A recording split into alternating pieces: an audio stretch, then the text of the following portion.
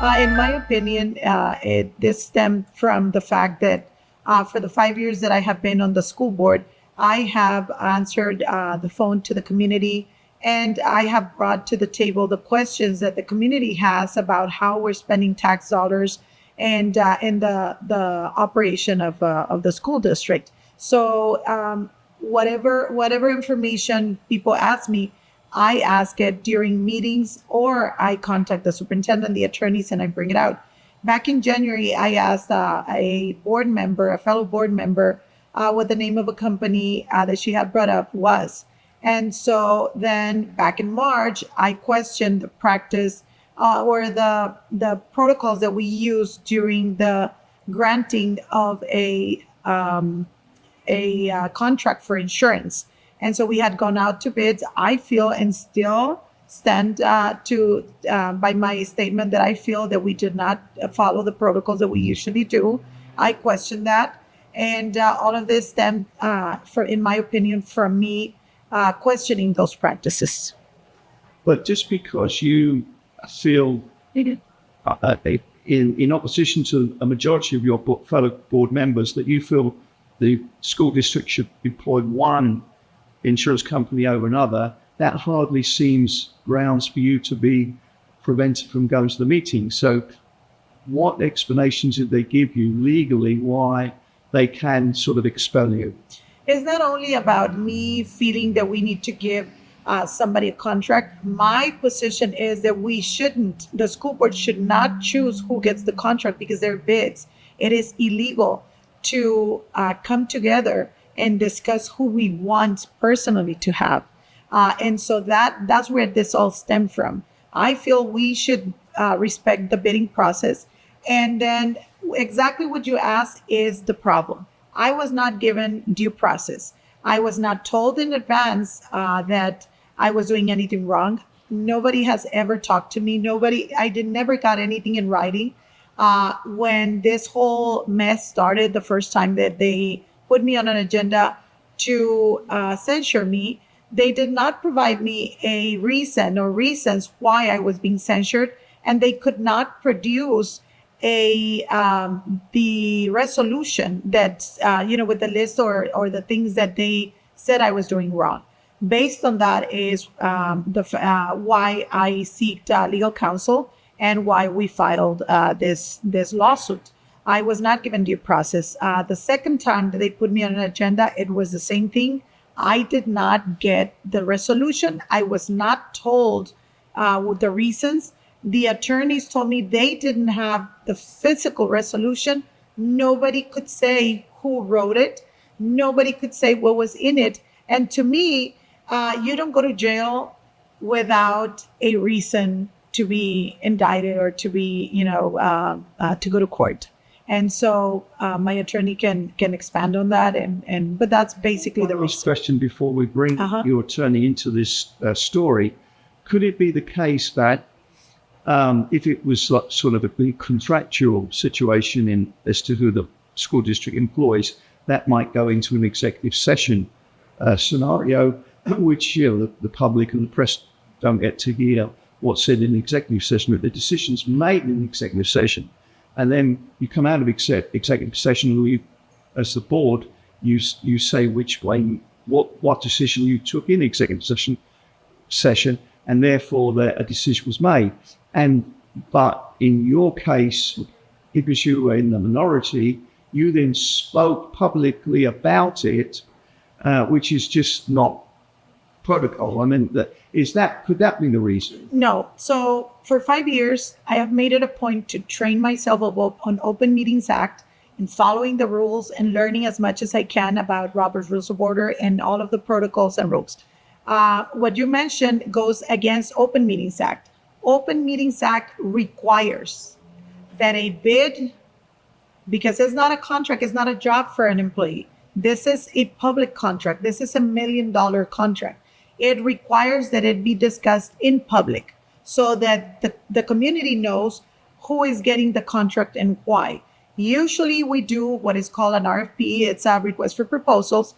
These proposals require that we set up a committee who ranks those people that submitted or companies that submitted a bid, and then they bring to the board their recommendation, and so it's discussed in public. There are only 4 exceptions to the Open Meetings Act rulings. When you're going to discuss HR matters, employee, staff, their contracts, fired, grievances, all of that. When we're going to purchase or sell land, when it's about safety, we don't want the enemy to know, which are our weaknesses. And whenever we're discussing, there's one more. So it's sell land, HR, safety, and lawsuits. They cannot be discussed. I mean, you can, but for the most part, you're allowed to discuss all these things in private. The matters of bids have to be discussed publicly unless they have one of those components, one of those 4. If you do not have any of those 4, then you have to discuss it publicly. Now, the reason I questioned the practice on that meeting is March 26th is when the meeting was to be held. It was called 72 hours in advance on the 23rd. And so the night before, it just so happened that the whole county flooded. All of our schools were closed on Friday. The meeting was called for noon.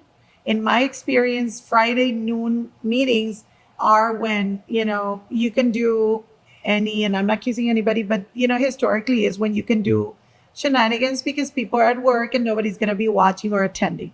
And so, but to add to that, the whole county was flooded. All of our schools were closed. The night before, I asked, are we going to postpone the meeting? Because it was an insurance contract. There was no emergency about it to call an emergency meeting. And then we were having a meeting, a regular called meeting in 2 weeks. To me, waiting 2 weeks, was not a big deal. So they still held the meeting. Lecture hall was open just for that. Everything else was closed. We had 2 shelters. People are worried about, their displaced from their homes, our students, and I felt that if we were going to have an emergency meeting, it was to discuss these matters, not an insurance contract. So there was one item, for the contract with 4 sub items. 3 of them followed the RFP, the regular committee, etc. This one did not follow the protocols. It was an RFQ. Historically, during the last 2 years, board members were leaning and discussing giving a certain company a contract, to the point where when I was president, I had to ask the school board attorneys to send all of the board members a letter of that we cannot discuss, a code of silence letter. We cannot discuss this matter because it's an open bid and it's against the law and is the reason why people go to jail. And so that happened when I was president in 2022 because they were pushing for this company. Last year, when I ran for re-election, I was contacted by this individual who was under the impression that they could help me in my campaign, eventually in exchange of, for a contract. And then the other slate that ran against me last year received $20,000 from this individual, and they held meetings, and discussed in advance if they want, that to favor this company. And so to me, all those details merited that we discussed it in public and not in the back. I said it at the meeting. I asked the attorneys. We had just voted for 3 items that were openly discussed. And I asked, why are we going to executive? It is the opinion of the Attorney General, because we have called twice, that it was a violation of Open Meetings Act. Those are serious allegations. Those are the kind of questions that I was asking. And so it's not a matter of, well, it was my opinion. It's the law. It's the Open Meetings Act. And it's not a matter of, well, Cynthia didn't like a company. I don't care who gets the contract. The contract should go to the best value for our school district and for our community and taxpayers. Okay, well, at that point, let's bring your attorney into the story, Samuel Reyes. Samuel, from what we've discussed so far, give us your legal analysis of what's happening before there's any challenges in court or anything like that, the legal grounds as to why Cynthia is in the right on this issue? Well, the big problem is that they did this whole censure without adequate cause.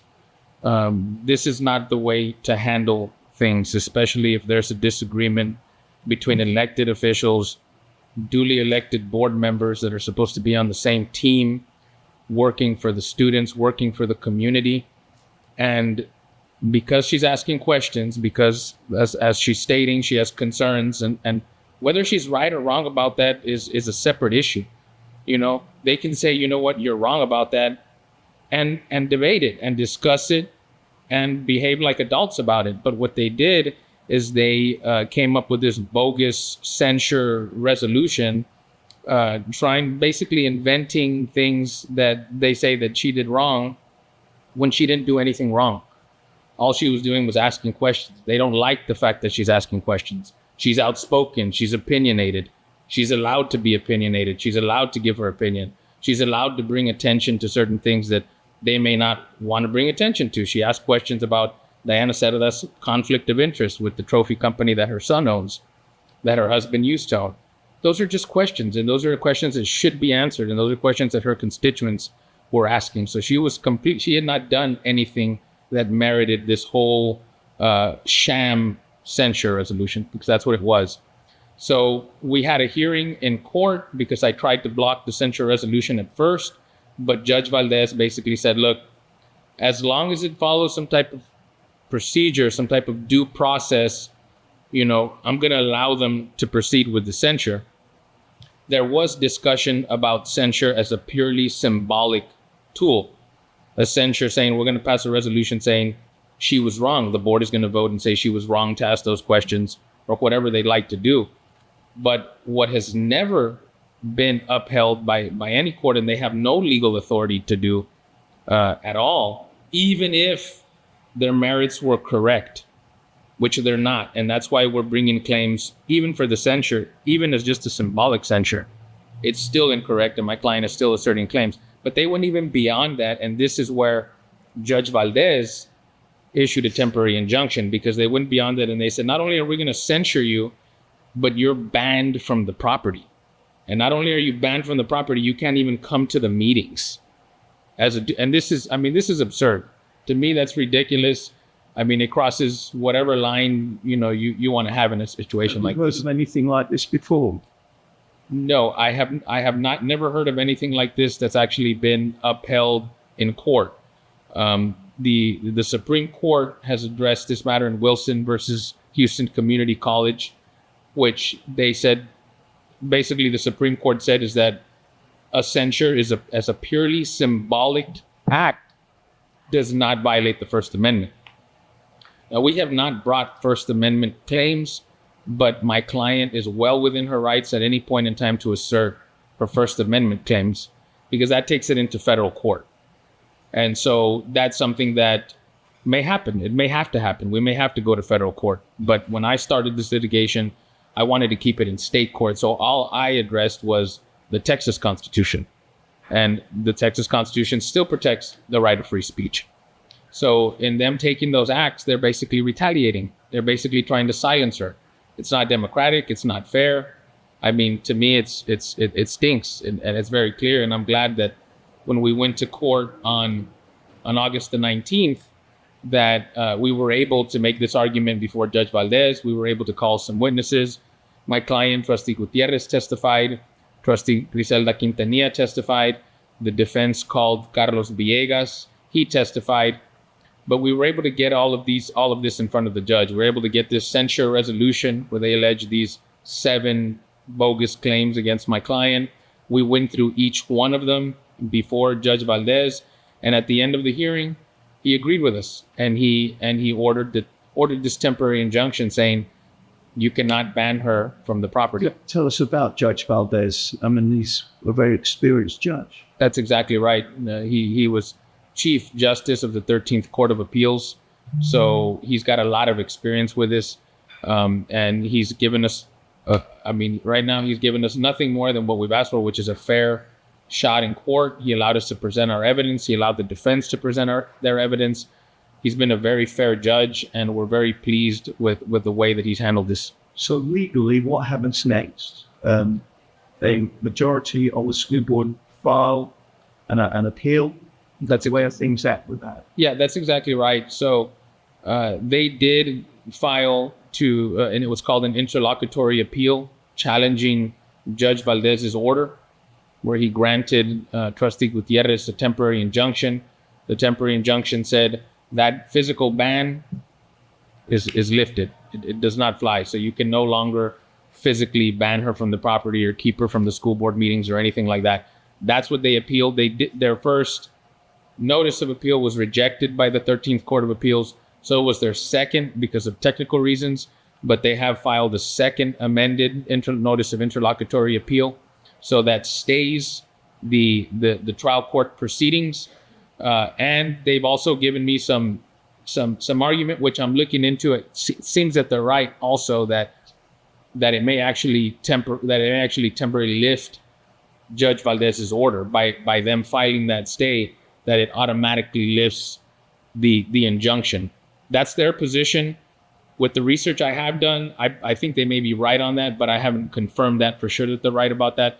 But we are now going to litigate this in the 13th Court of Appeals, and we're going to be asking the 13th Court of Appeals to either clarify that Judge Valdez's order remains in place, or if in fact they're correct that it was automatically lifted by their notice of appeal, that the 13th Court of Appeals reissue and place another temporary injunction to put things back on the status quo, upholding Judge Valdez's ruling, which was very reasonable after a fair hearing that both parties got to put their evidence for. Okay, thank you. Let's go back to Cynthia. So where do you think things are at right now? What's the situation? What's been the feedback from the district? Basically, the feedback that I get is from the community. I have always had a great rapport with my community, with my constituents. And so they're upset, one, because of tax dollars, because I am still an elected official. I still sit on that board, and I had to hire legal counsel while they have been defended by this district's counsel. And so the community seems to be upset about that because they see this as an unfair treatment. And as my attorney has mentioned in several occasions in the past, they have created a second-class elected official or a second-class board member by separating them from the others. And so I have as much right to be there as they do. And so where it stands right now is people want this to be over because it's detracting from our mission, is detracting from the purpose of an elected official, which is to represent constituents. And all I did was bring the questions that they had as taxpayers to the table. And that's what we're elected for. One of the points on the censure was that I spoke with a constituent, with somebody from the community, to advocate for him, with the school district, and that interferes with operations. And I beg to differ because the very basis of an elected official is to represent those that vote you in and to ask their questions and to be their voice. And that's what I have been. So have they let you back in the school yet? Are you allowed to go to school board meetings in person? No, even before the interlocutory appeal was filed, the day after we went to court and the judge ruled that I could go back, I brought my concerns at the court hearing that I was missing the beginning of the year, functions. And so he said, the moment we walk out of here, when we leave the court, you can go back to, in person and everything. And then he ordered mediation. So then the very next day, I go to an event at one of our schools where they were holding trainings for all of our school staff, high school staff. And I was asked to leave, and I was escorted out by the chief of police and by some police officers, and in front of everyone at center court. It was later brought up that it was because I had violated a policy of not letting an administrator or superintendent know. But the night before, I had informed the principal of that school that I was going to be present at that training. And then I was standing next to a board member. I was escorted out. She didn't let anybody know that she was going to go, that she was going to be there, yet she was not escorted out.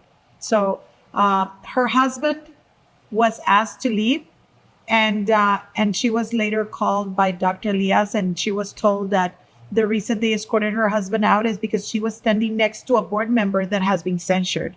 And again, that harassment, that discrimination, that isolation that they're trying to create with me and not only constituents but the staff, because they're afraid to say hi at stores. I find them at HEB and they say hi, they greet me, and I can tell that they're looking around to see if anybody's watching because they're afraid of retaliation themselves. That's not good business for the school district. I was going to ask you what's been the feedback of your constituents, your parents that have children there at the school district. Is there sympathy for your position amongst the general public? Correct. I have I've had plenty of calls, phone calls, plenty of texts, messenger, comments on Facebook and other social media, standing with me on this. And I know that they feel that this is wrong, because if bullying starts at the top, what can you expect, from the staff and from the students? So it is concerning. It sets the wrong precedent for every other elected official, not only in our region, but, everywhere, because then we send the message that just because you're in the minority and because you're a dissenting voice, that they can not only censure you, but isolate you and separate you from everyone else. And so I have no doubt, because of the feedback that I have received, that the community is on my side, especially because they offer to work in any campaign in the future that will turn around what's going on. And so that in itself is the most powerful tool that constituents have to vote, because they can change any situation during an election. Okay, so we're now going to get to the sort of wrap-up remarks. But first of all, from Samuel, from a legal perspective, you think your client's on strong legal grounds on this, and when do you think it might get resolved? Your wrap-up thoughts? Yes, sir. Yeah, absolutely. Thank you, Steve. I appreciate that. I do think she is in strong legal grounds. Like I said, I don't think that the school board had any legal authority to do what they did. I think it's completely transparent that they did this simply because she was exercising her right to free speech. The actions they took, the censure meeting, and we went through all of this in court with Judge Valdez. We went through each one of those allegations, and they were all either just baseless or completely vague and had no way of defending herself against those. So I anticipate this is an accelerated appeal. I know that they're going to try to appeal every chance they get because they're trying to drag this on and they're trying to delay this as long as they can. I think it's a tactic. They also filed a plea to the jurisdiction. And so even when this appeal is resolved regarding whether or not Judge Valdez was right to grant a temporary injunction, they're going to take up the plea to the jurisdiction. I anticipate Judge Valdez will deny that plea to the jurisdiction. They have a right to appeal that as well. So I know that they're going to try to delay this. They're going to use, the fact that they're much, bigger defendants. They have, more resources and so on to try to push this back. But we're strong on the law and we're strong on the facts, and we're prepared for the fight that's going to happen. That we'll get some assistance as well to take this on into the 13th Court of Appeals. I'm actively right now discussing with some lawyers that are going to assist us with the appeal. So the fight, we're ready to take the fight to the end, wherever it may go. Time frame? That's a big if, because like I said, this interlocutory appeal could take 6 months, and then they could come back on the plea to the jurisdiction late again. So it could be at least another year, I think, before we're looking at a resolution, assuming that they don't want to come to the table and talk about this and work this out realistically. So far, I haven't got any realistic discussions of settlement. It seems like they want to push ahead, so we're going to push ahead as well. Cynthia, your wrap up remarks. You know, at the beginning, the reason we filed this lawsuit was because I wanted them to leave me alone. That's all I wanted. If I had done anything wrong from the beginning and they had followed due process and they had said, this is specifically what you did wrong, then I would have sat there, and before they started the censure, I would have apologized to the community, and I would have said, you know, I did this, I own it, and I want to apologize and I want to move forward. I made a mistake, but I did not do anything. I will continue if it's a year, 5 years, 10 years, because as Judge Valdez has proven, I did not do anything wrong, and I am prepared to fight them. And I think my attorney and those attorneys that are coming on board are prepared to continue the fight until, you know, we need to do so. But next year, there's an election for school board. And so elections change everything. I still have 3 years on the board, and a 2-year censure is senseless, and it's half of the tenure of a school board member, which is 4 years. And so it is, again, like I said earlier, it's a bad precedent for every elected official, and they should be concerned, because if this happens to me, it can happen to anybody. And I will continue to fight for my freedom and the freedom of everyone to speak up and call anything that they see wrong, and just even if it's just their opinion.